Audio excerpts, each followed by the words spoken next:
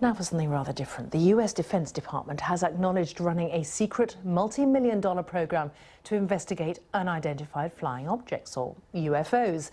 The New York Times says the program was launched 10 years ago at the request of a former and senior Democratic Senator Harry Reid.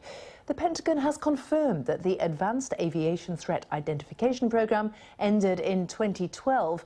But is it continuing under another guise within the vast universe of the US defence establishment? Well, we can speak now to Nick Pope, former UFO investigator for the British Ministry of Defence. He's on webcam from California. Nick, thanks for joining us on BBC World News. Does this have the ring of truth to you? Yes, absolutely. This program definitely took place. In one sense, it's not surprising that the US government was investigating UFOs. The real story, I think, is the fact that they had denied it so vehemently for so many years.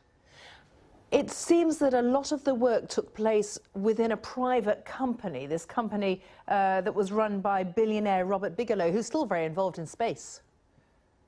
Yes, that's a classic tool within the intelligence community to make things like congressional scrutiny and Freedom of Information Act requests more difficult. And effectively, it takes it outside of the scope of freedom of information altogether. And indeed, we did a similar thing in the Ministry of Defense with a classified intelligence study that we did on the UFO mystery. So again, that part of it I can well understand. If they'd found anything, would they tell us? No, almost certainly not. This thing was highly classified, very deeply compartmentalized, and one of the reasons why there may have been all these denials that the US government was looking at this phenomenon at all was that most of the rest of the government probably didn't know. I mean, that's always the way with these highly classified projects. What's your view? Is there any kind of smoking gun here? I mean, it all seems rather fantastical, but you know, it's possible. Yes, indeed. I mean, now, the vast majority of these things, the sightings that they'll have looked at, will turn out to be misidentifications of things like drones and atmospheric weather phenomena.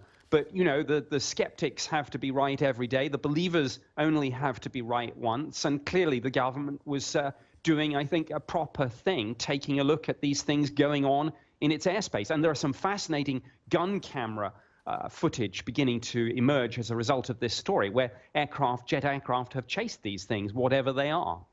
Now, the man whom the New York Times names as running this program, Luis Elizondo, says to the New York Times that the effort continued unofficially and he had a successor.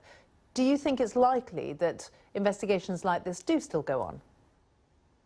Yes, absolutely. Even though the funding plug seems to have been pulled, all the things that governments need to investigate UFOs, the radar systems, the imagery analysis, expertise and computer processing power, all that exists anyway as part of the wider defense network. So you can actually, if you kind of massage the figures and say there's no additional cost to this because the resources are already there, you can continue the program on a sort of quasi-official basis. And that, I'm sure, is what's happening. Nick Pope, former investigator for the Ministry of Defence. Fascinating stuff, and thank you for speaking to us.